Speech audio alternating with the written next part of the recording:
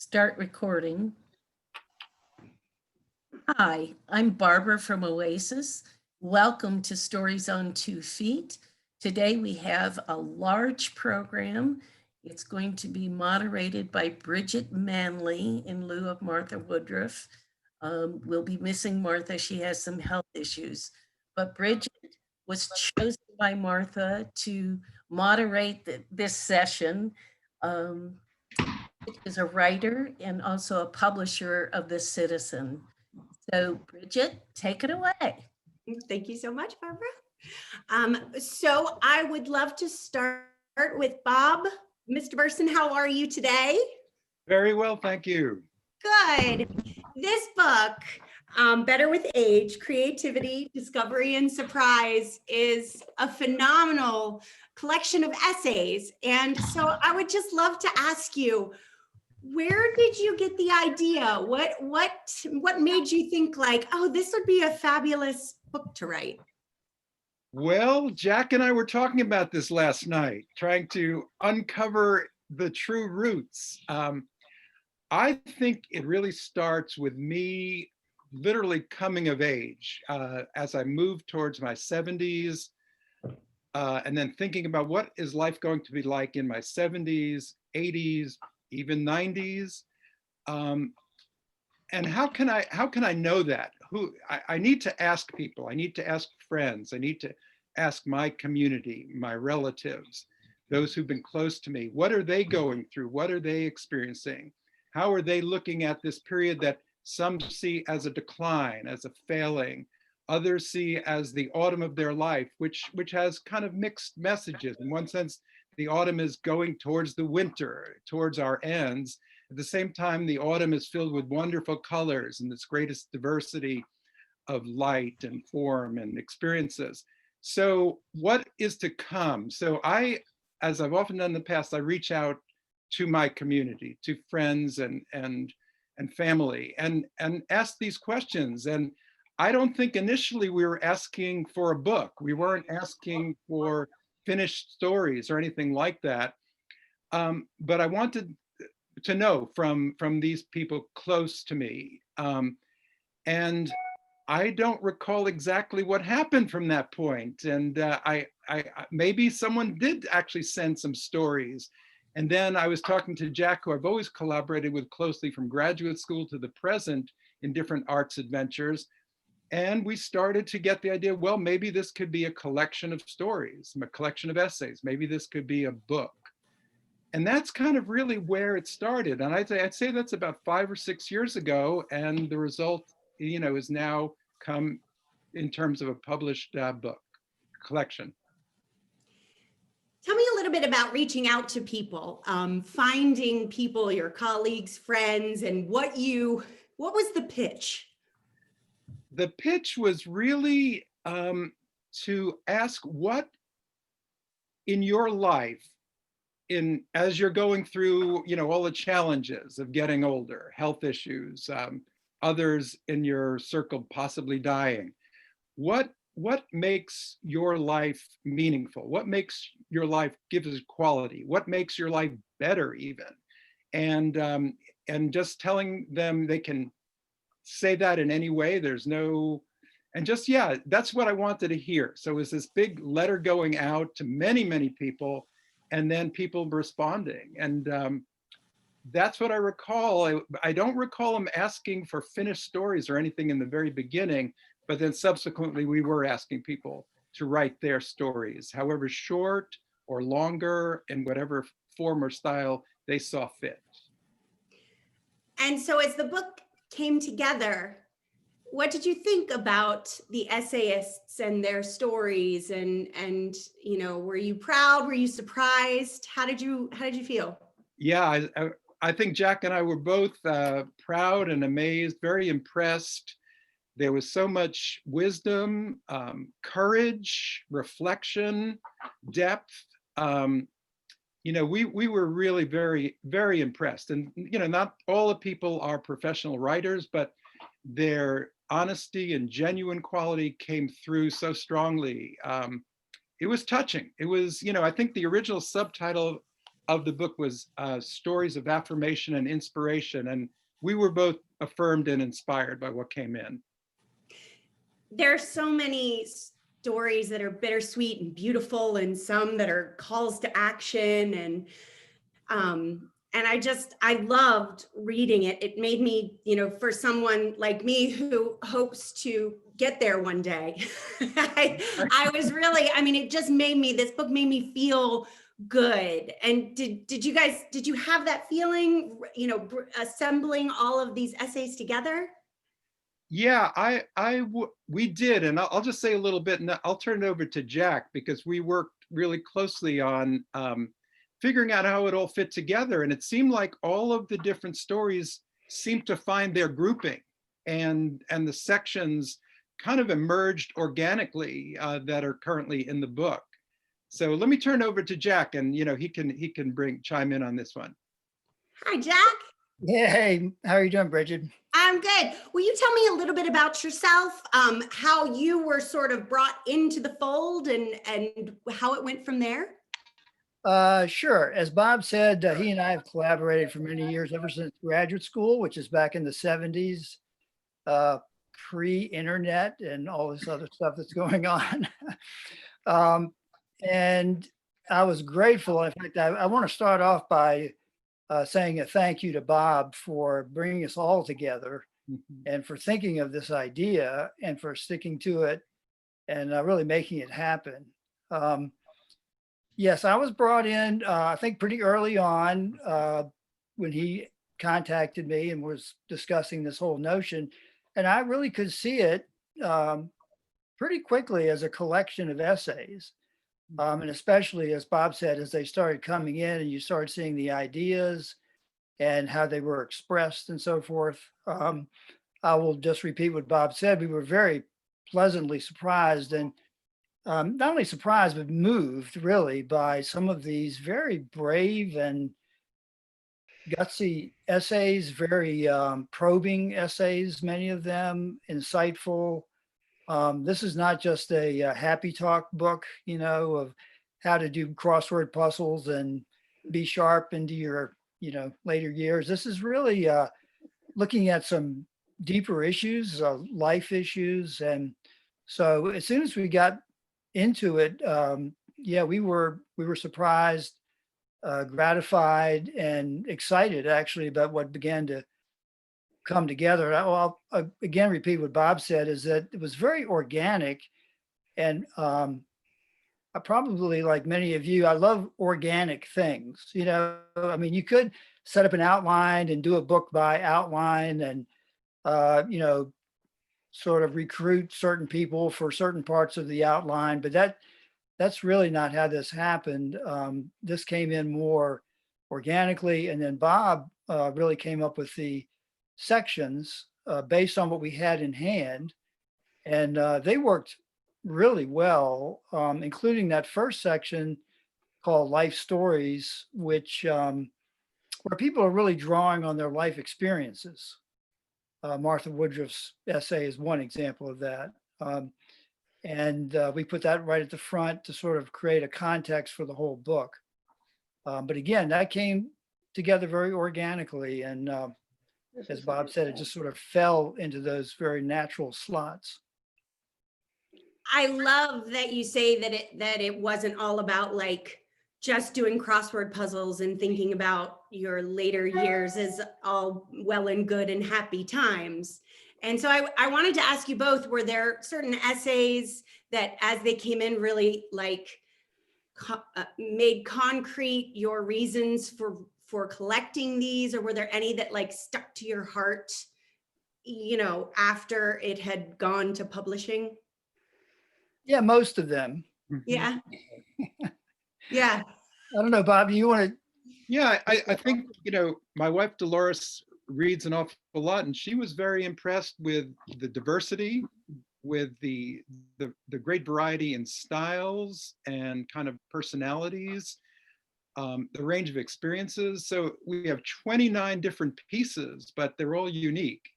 And I think we prize all of them very, very greatly. Could I just butt in and say that Harvey is concerned about time? So he's probably right. So I think the next thing on the agenda would be Bridget reading Martha's essay, Dancing with Cancer. Is that okay, everybody? Yeah. Sounds good. I actually have a commitment at 2:30 Oh. for speaking to the county supervisors. Can anyone hear me? Still a little, yeah, so. So I wonder if I could go ahead and read mine. Absolutely. So Ruth, tell me just very quickly, what made you decide to write the essay that you did? You know, I think it's because I was surprised at how interesting it was to be in my 60s.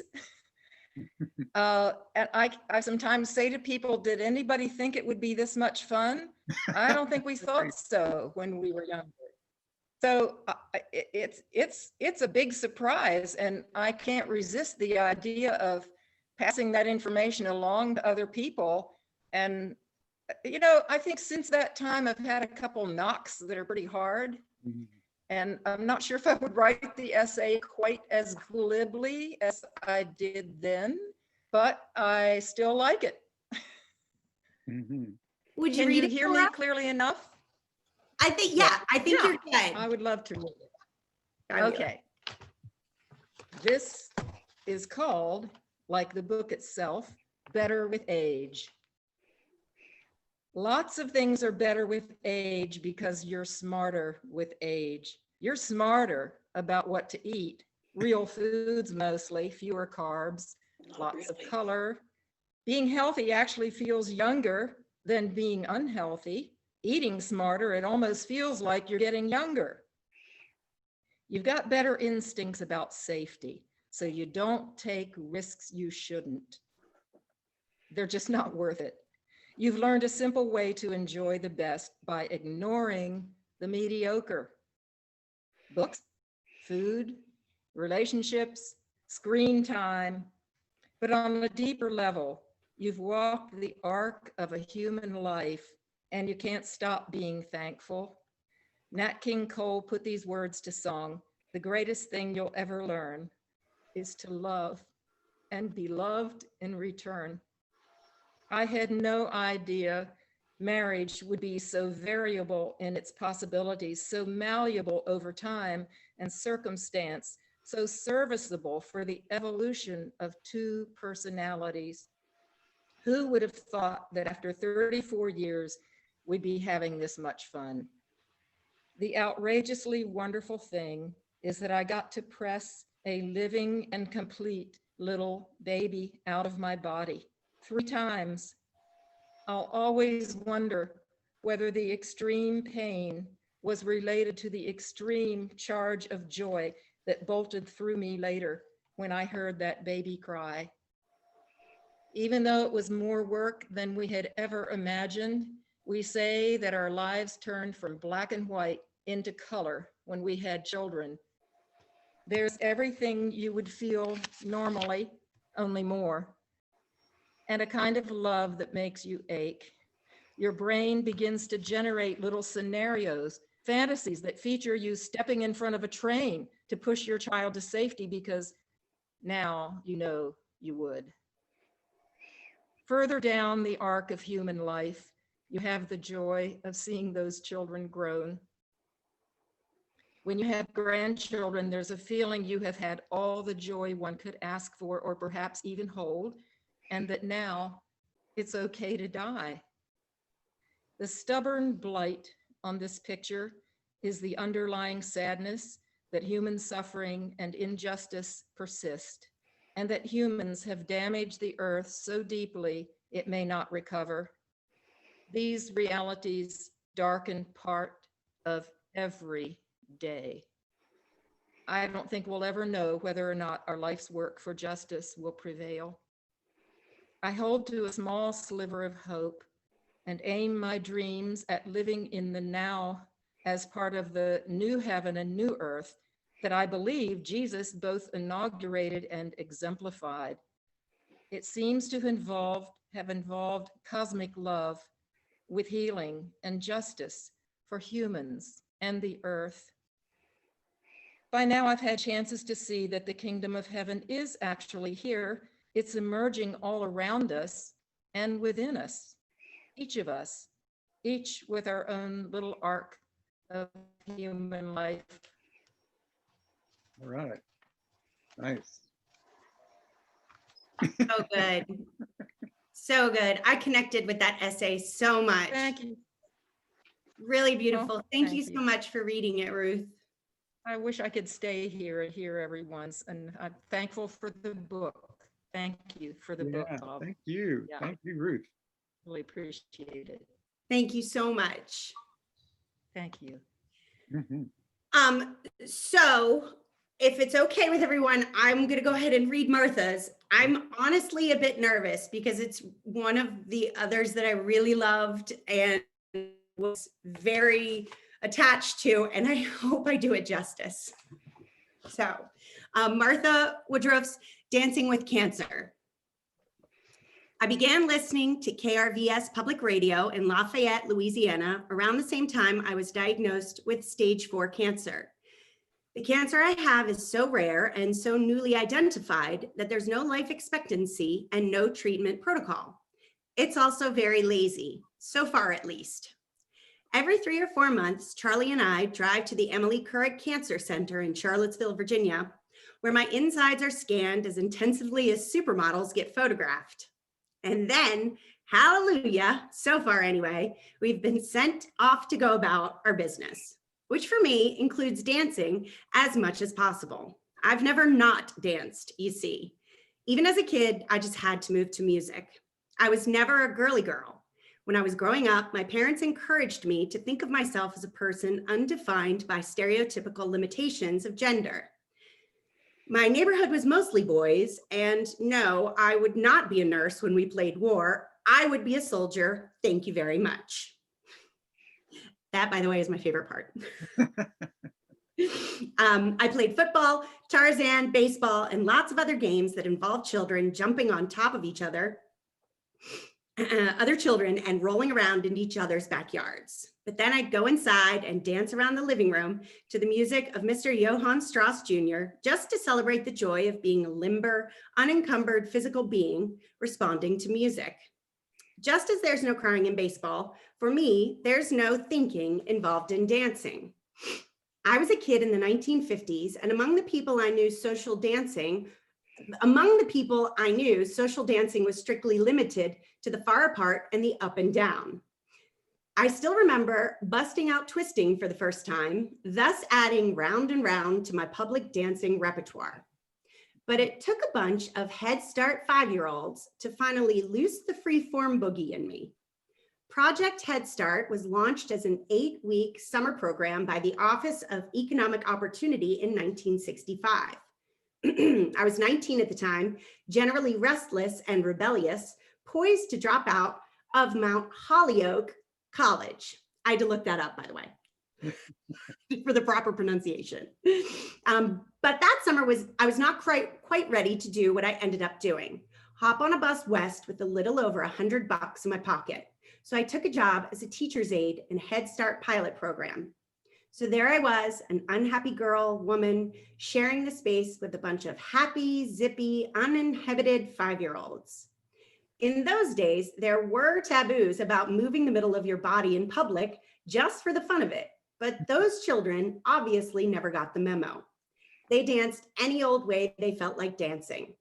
I did the same in their company, and society's restrictions vanished from my life forever in a puff of joy. I had my daughter at 20. She and I, and later her friends, danced our way through good times and bad. I did do some organized dancing in musicals, once tapping away on the stage of UVA's Culbra Theater as Reno Sweeney. In my 30s, my uppity woman friends and I boogied as a pack at the old C&O Club in Charlottesville.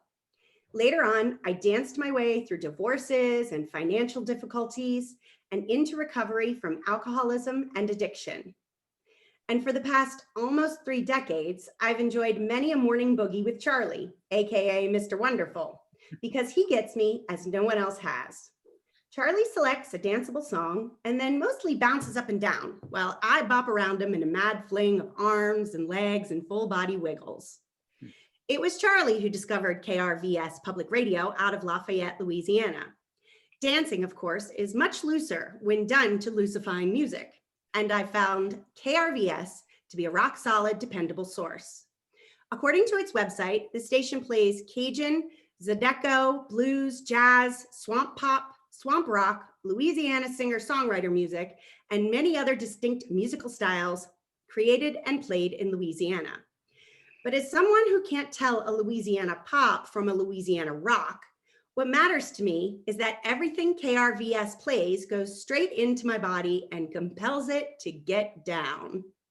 Dancing to that station's music expresses the pure joy I find in being alive.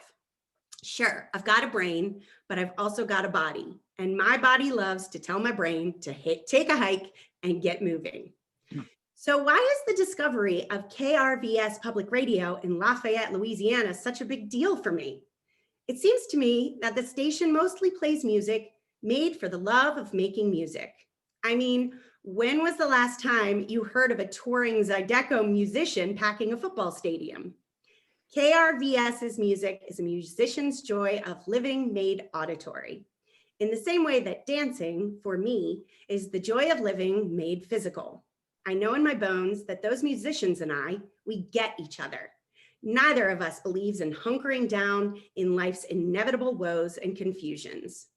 Certainly, being diagnosed with stage 4 cancer has brought me nose to nose with the inescapable truth that I really am going to die. Although very possibly not of cancer, as mine is so very lazy and slow growing. Whatever happens, however, it's all natural, and I see absolutely no reason to get all head up about it. It really isn't that big a deal. I'll die when I die. Until then, however, I see no reason not to keep on keeping on as I am right now, dancing to the music of KRVS and greatly enjoying being alive. I've chosen to live until I die, dance until I can't. Recognizing that I have that choice is, for me, a very big deal. And that was by Martha Woodroof. Yeah, bravo. And I'm honored to have read it. So thank you. Next up, we are going to go to Chris Edwards, who wrote The Crack in Everything. And Chris, would you tell me a little bit about why you decided to write this essay? Well, it was mostly inspired by the occasions of my 50th class reunion, which did I unmute? Yeah, I unmuted. That was 3 years ago. So a few things in the details about my life have changed since then. I hope that we have class reunions every 5 years. So I hope that by the time of the next one, we'll be able to actually get together and not on Zoom. But those of us that are still creaking around. But anyway, yeah, I've always written poetry, and I think what I mostly end up doing is free verse of some kind. But I'm in a informal group that reads poetry, and I have experimented some with rhyming, but this is free verse. So I will go ahead with it. The crack in everything. I start with 2 quotes. There is a crack in everything. That's how the light gets in, by Leonard Cohen. And the crack in the teacup opens a lane to the land of the dead, W.H. Auden. We are not the same as we were. We will not be the same as we are. Pavers blast the old sidewalk, cracking the initials a small boy wrote with a backwards J 80 years ago, before the first concrete dried. Jeremiah, Jack, whoever, wherever he is not the same. Clouds, rainbows, sand dunes, Even hills do not stay the same. The cats are not the same, growing older, climbing the high beams less often. Once I had other cats. I was not the same. How we were once, we are not. And how we are now, we won't be. A small boy, Ben, who no longer writes his name with the B backwards, may someday rock the world, but does not seem likely to keep the same bond he has now with Spider-Man or the book about monsters he made me read tonight for the 893rd time, falling asleep on my shoulder. And at the old school's reunion, none of the girls will be the same. Do the undergraduates, those strangers gone for summer, ever notice if the stairs in West Storm circa 1842 still have those smooth hollows at their centers, scuffed out a molecule at a time by our footsteps and even by our forebears' high button boots? On front quad above the white columns and willows beneath our mountain, do our own young shouts and even gladsome calls of the high buttoned girls still, like notes from a singing bowl, vibrate far beyond ears' range? Once my mother told me no sound completely dies. Mhm. Very nice. Yeah. Mhm. Thank you. That's beautiful. Thank you so much. It gives me a reminder of things changing and mortality just reading it, because a young child changes a lot in 3 years. And Mhm. now my grandson is no longer into Spider-Man and he's more into exotic things on his iPad that I don't understand. And then a sad thing, I'm so sorry. yeah, well, I think he's 14 years old. He might be 15. And we've had a good life with him. We've bonded with him more than we usually bond with pets, I think, because of the isolation of the pandemic. And I just saw that animal shelters are emptying because so many people are getting pets because they're lonely or they're working from home, so they have the time. Which is one of the silver linings, right? Yeah, right. There are That's silver linings. Mhm. Terrible year. But yeah, oh, what is it? What's your pet? What's the cat's name? Grandy. Brandy. Grandy, it means Grandee, Grandee. But we call it Grandy, but it was originally Grandee. means a sort That's of a great name. king of a small fiefdom, Yeah. which he has. I love Cats, Oh, that's perfect. That's That's wonderful. perfect. Well, lots of love to you guys and to Grandy. And thank you so much for reading that. I really, really love that one. appreciate it. Thank you. I hope Martha is watching this. I thought you did a great job with her reading. Thank you. That I really love her and that essay. So I hope I did it any kind of justice, anywhere near the coolness that she is. So next up, we have Chris Bolgiano. And Chris, you wrote Grateful Dead heading, right? Yes. Tell me a little bit about why you decided to write this essay. Well, it's Grateful Deadheading with Jack Greer's great subtitle, A Gardener's Revelation. I come from a long line of peasants, and gardening just came naturally to me very young and has kind of been a focus of my life. So this was a revelation I had one summer's evening.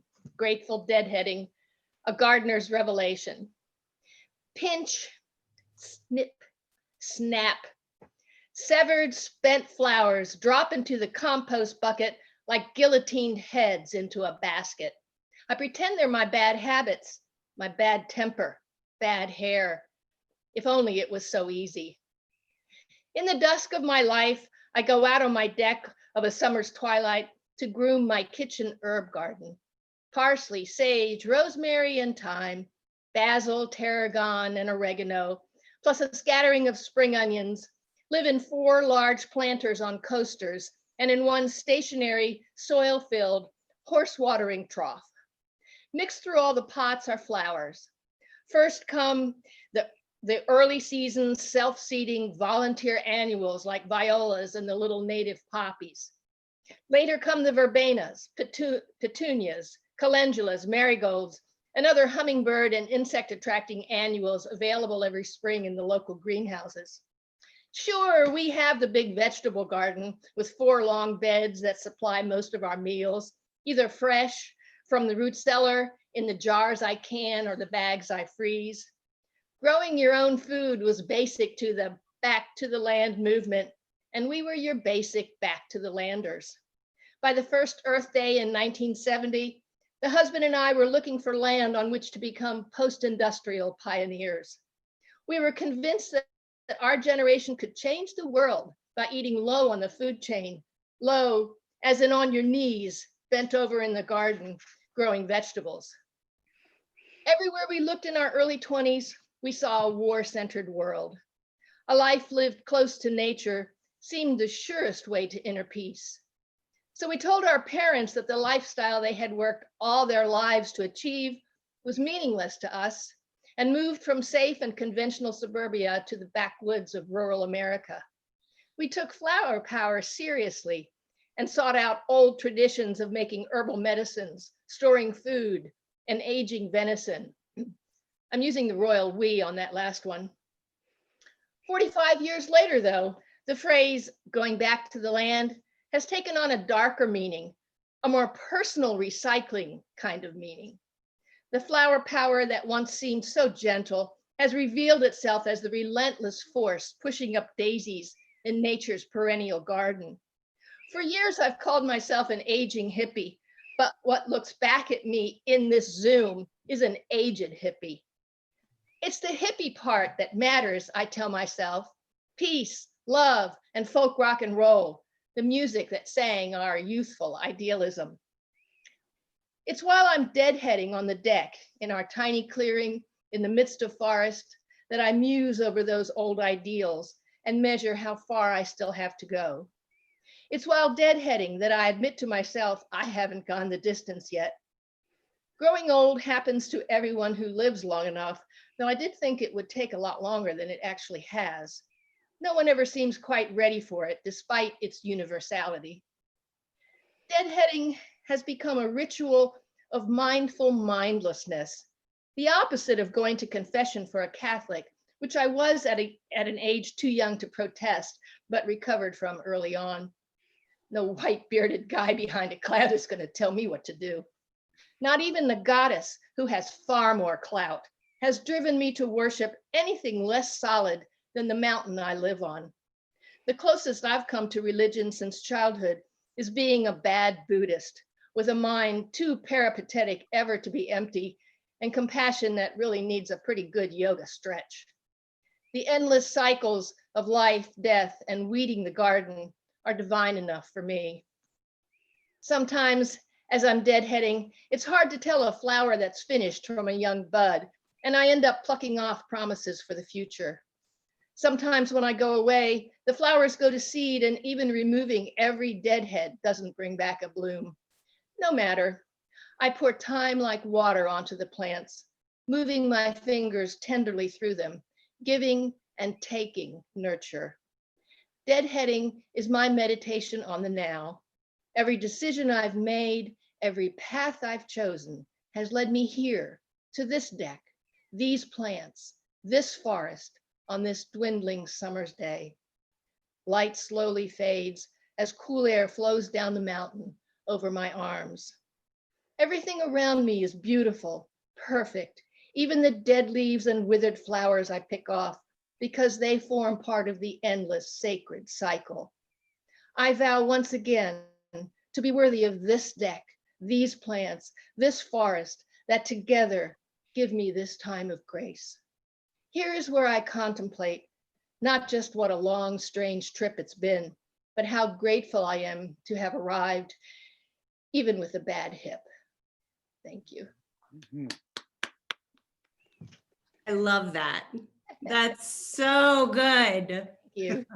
Had you, when you were asked to write an essay, did the metaphor for gardening as the circle of life immediately come to mind, or did you have to? Oh, no, I actually had started playing with this before Bob contacted me. As I said before, I've been gardening pretty much all my life, and living in the midst of this forest, it was a very contemplative time. I guess I just realized that it was a very contemplative time, quiet, end of the day. And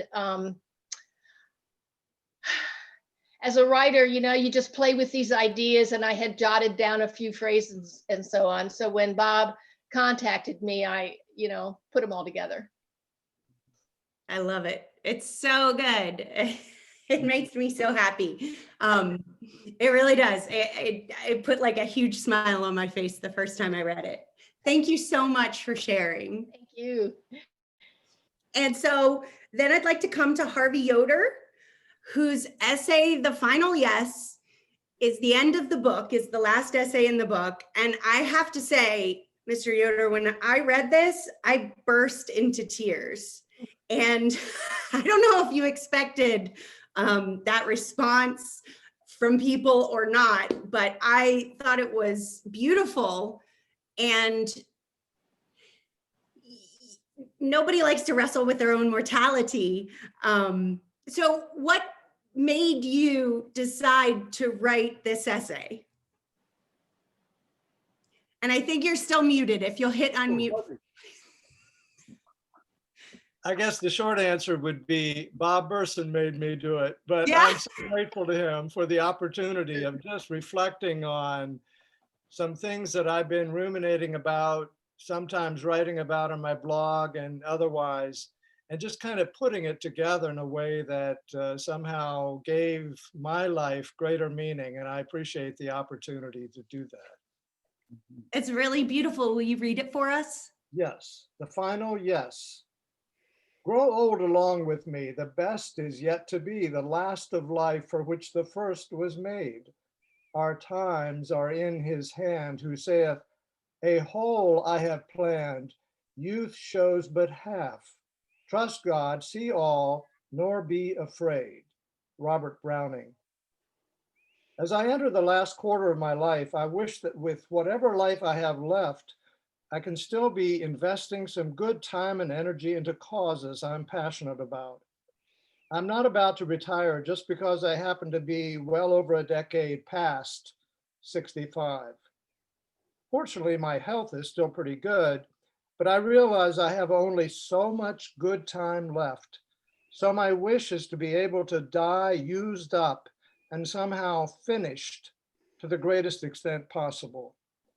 I know that no human goal is ever fully reached, but I want to die feeling that I've given it my all. So at the end of my life, like at the end of the day, I can lay me down to sleep, content and ready to give my life a rest. Jesus' own next to last words were, it is finished. Not so much an expression of despair as of a life mission accomplished. Then his final words were, into your hands I commit my spirit. One of the things we may dread most about dying is the fear of never having fully lived, of not having left behind any enduring legacy of accomplishments. And those legacies don't need to be huge things, just things that have made some kind of difference, that have left some kind of footprint, perhaps small things that others will remember. There's a rabbinical saying, all mortals die twice, once when they draw their last breath, and again when people no longer speak their name. I wrote the following as a reflection on my 75th birthday in 2014. Can an old man continue to see visions and dream dreams and finally lay himself down to sleep well content when his time comes? feeling finished and fulfilled at winter's end, and eager to welcome eternal spring? Yes, shalom. Yes, peace. Yes. Right. Mhm. So beautiful. I really, really love that one. And I want to ask Jack and Bob in a minute why they decided to use that as the last essay. Did you know that that was going to be the last essay in the book, Mr. Yoder? No, I didn't. No. Did you, when you were able to read it, did you connect with the fact that that your essay kind of makes the collection, it puts the end cap on a collection of beautiful essays? Did you have that feeling? Because I had that feeling. Mhm. Well, I felt honored and appreciated by the authors, the editors of the book, for their seeing it that way. And yes, I'm just honored to have that be the last chapter of this book, like the last chapter of my life. Mhm. It's very beautiful. So thank you so much for Thank reading you. it. And coming back then to Bob and Jack, why did you decide to make that the last essay in the book? Yeah. Jack, you want to start? Sure. As we said before, there was a certain organic quality about this whole process. And when we began to pull everything together, we had a couple of poems. Chris Edwards' wonderful poem that she just read. Mhm. Anita Zahavi had a couple of poems. And then Harvey's piece ends with a poem, a shaped poem, Mhm. which we just loved. And as we began to move things around, it became very clear that Anita Zahavi's poem speaks about welcoming the reader into this world. And so it's a kind of an invitation, to the book. And so we ended up combining those two poems into one poem, which became a prelude for the book. And I like that kind of musical analogy of a prelude. And then we thought, since we had a prelude, we really should have a coda as well. And oh my gosh, here was Harvey Yoder's piece, which, I mean, you couldn't have asked for a better coda, not only in its sentiment and how it's, presented, but the very end that just takes us right down, to the very last word of yes. Mhm. And, yeah, it just, I tell you, just listening to these essays, they are so darn good, aren't they? I mean, each one of them is just terrific. And I know Bob feels the same way. We just feel so fortunate to have had these come our way. Right. Right. Yeah. Yeah, go ahead. Sorry, Bob. I was just going to say, I think I've taken Harvey's concept of being used up. That's kind of my life goal. I want to be used up in that best way of living as fully and contributing as much as I can. I think it's an incredible image for me and goal. Agreed. I love it. It really, I was reading it and I just burst into tears and I thought that's what I want. The last thing I want to say before I die is that, and be happy with the fulfillment of my life. Right. Just gave me goosebumps. Yeah. We have a little bit of time, so I'm hoping that Jack and Bob would indulge me in reading your essays. Well, I would defer to Bob first, and then if we have time, I'd be happy to read. But Wonderful. I have to tell you, because the book has been so successful locally, I don't have a copy. I gave mine away to Oasis. So someone's going to have to read it. Maybe Jack can read his then. So Okay. because Jack, do you have yours handy? yeah, Jack actually includes some of the people who are on the screen here, some of the outliers who are tuned in. that's true. Okay, well, I'll be happy to read, but Bob, I think that's absolutely hilarious that you don't even have a copy of I the don't book. have a copy. has it for about $9.99. Yeah. No, I'm not We're having a 10% sale at Oasis, so All it's. right, I'll be there. Oh, great, yeah. Yeah, And give they're it all the- signed. At Oasis, you get signed copies. No, that's a benefit that always Amazon doesn't give you. I was Oh, gonna say, you cool. don't get that from Amazon. So Jack, why did you decide to write yours the way you did? Okay, just very quickly, when as I said, I've known Bob, for a very long time. And back in the 70s, we used to play music together. In fact, this was in graduate school, which means we had no money, speaking for myself, no money, no time, no anything. You're just working all the time, teaching part of the time, working on your dissertation and so forth part of the time. And I was not having very much fun, just to be frank.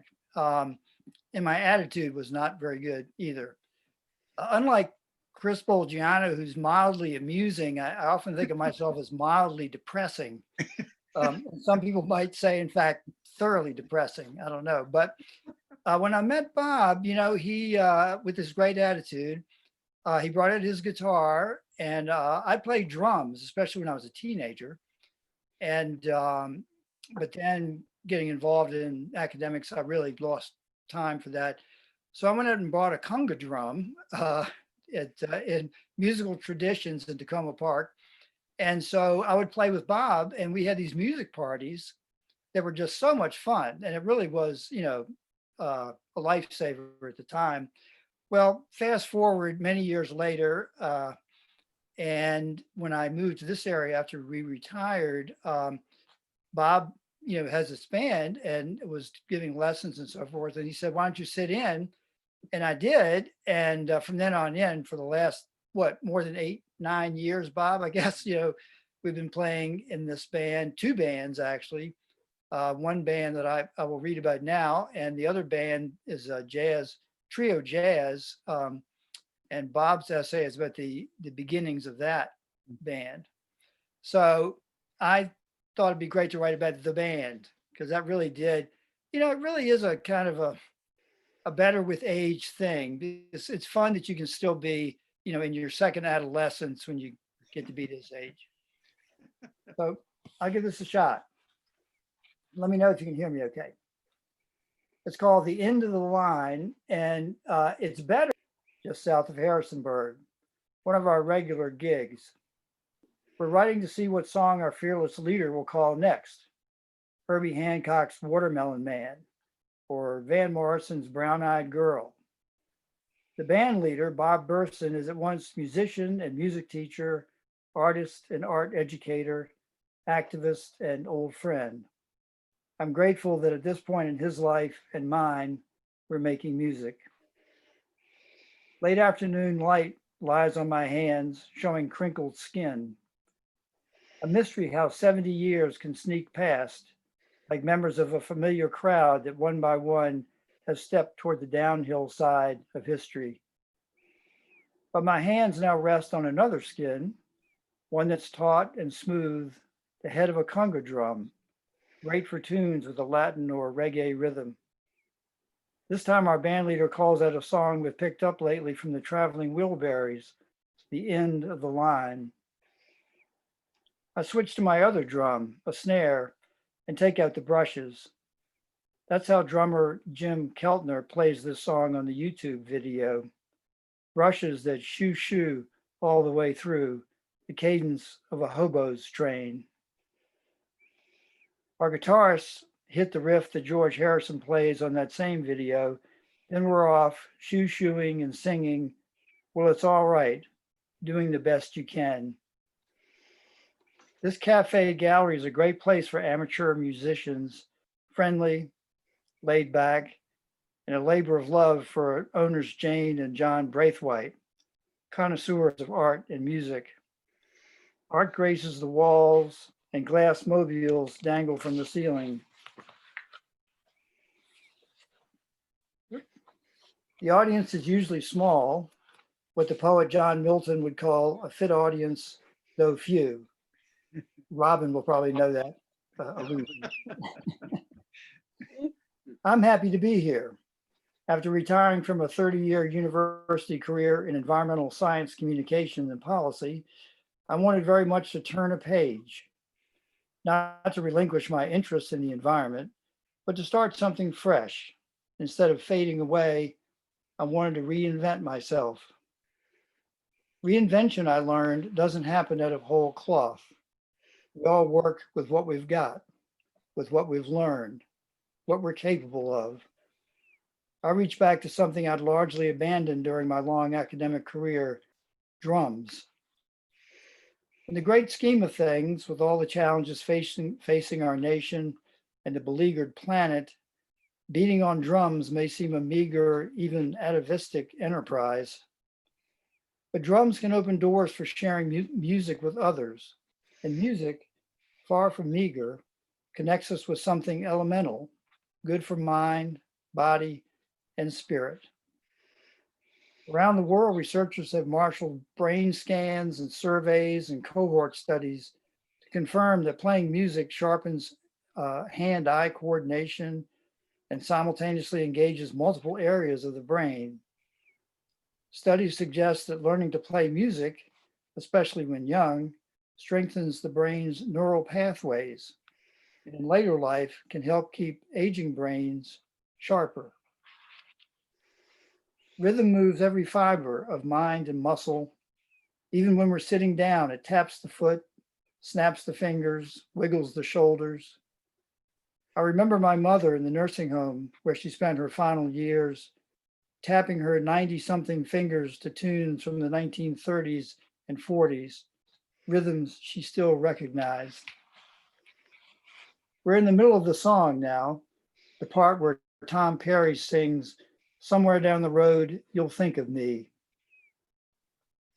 The brushes snap the snare's white head and sync with the rhythm of the present. I'm absorbed in the unmarked flow of time, the durée described by the French philosopher Henry Bergson, letting go of the clock to ride the tide of each instant. Such is the gift of music that by keeping time, we're able to let go of it. Another finding from those who study the rewards of playing music, joining a band can create strong social bonds and lasting friendships. Keeping tempo, I watch the other musicians, friends who practice every Thursday above Bob Bersson's garage, an unlikely garage band. Most are retired from long careers or getting close. The saxophone player, Carter Lyons, his hair curly white, dances with his horn. It's been a decade since he retired from nearby James Madison University after 38 years of teaching mathematics. He's now a professor emeritus, but for those in the audience, he's the guy who plays a mean alto sax and clarinet. Like me, he's returning to music after setting it aside during a long and demanding career. The guitarist seated in front of me, Dave Pruitt, also retired from JMU, is another distinguished emeritus professor from the math department. After a stint at the National Oceanic and Atmospheric Administration and other positions, he settled in Harrisonburg to teach computational mathematics. He also taught in the honors program and authored a remarkable book about science and spirit, reason and wonder, which is a great book. Dave sings with lilting emotion, everything from Bob Dylan's Blind Willie McTell to Townes Van Zant's ballad, Poncho and Lefty. I think of Carter and Dave each time we play Dylan's song, Tangled Up in Blue, where the protagonist calls those he's known in his life, singing, "Some are mathematicians." Yes, indeed, some are. With his worker's cap and earring in one ear, the audience might not suspect that our third guitarist, Bob Horn, is a professor of economics at JMU, a position he's held for 40 years. His expertise is labor economics and more recently international economics, but he loves the Piedmont blues with its alternating thumb and finger picking style and enjoys ripping spirited solos in any genre.